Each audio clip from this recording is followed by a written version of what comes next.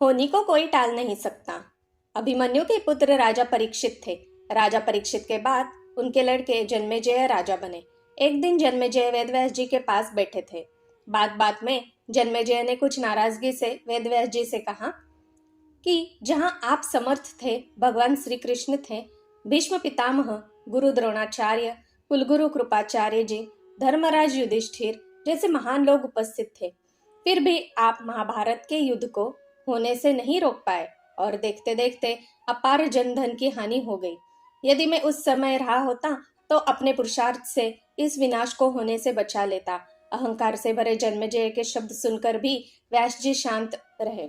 उन्होंने कहा, पुत्र, अपने पूर्वजों की क्षमता पर शंका न करो। यह विधि द्वारा निश्चित था, जो बदला नहीं जा सकता था। यदि ऐसा हो सकता तो श्री कृष्ण में ही इतना सामर्थ्य था कि वे युद्ध को रोक सकते थे। जन्मेजय अपनी बात पर अड़ा रहा और बोला, मैं इस सिद्धांत को नहीं मानता।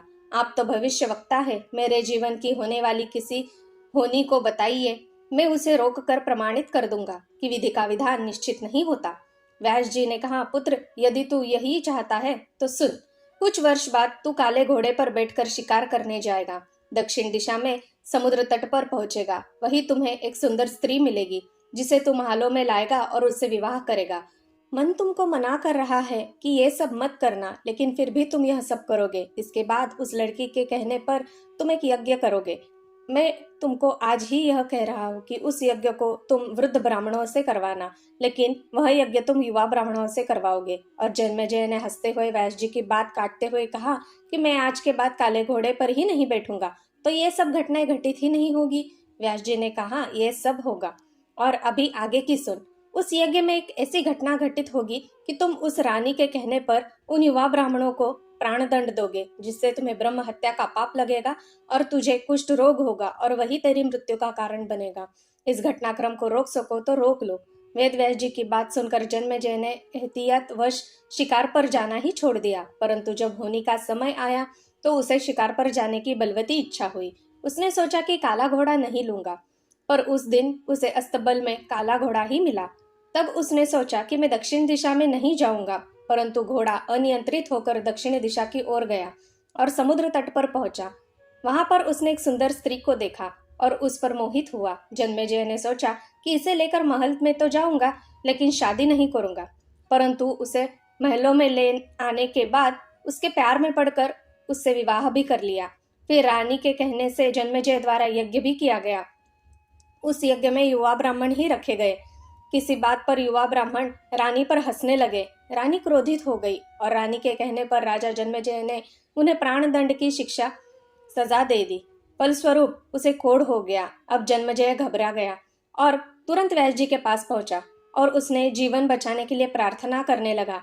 वेद व्यास जी ने कहा कि एक अंतिम अवसर तेरे प्राण बचाने का और देता हूँ, और तुझे महाभारत का श्रवण करवाऊंगा, जिसे तुझे श्रद्धा एवं विश्वास के साथ सुनना है। इससे तेरा कोढ़ मिट जाएगा, परंतु यदि किसी भी प्रकार तूने अविश्वास किया तो मैं महाभारत का वाचन रोक दूंगा और फिर मैं भी तेरा जीवन नहीं बचा पाऊंगा। याद रखना, अब तेरे पास यह अंतिम अवसर है।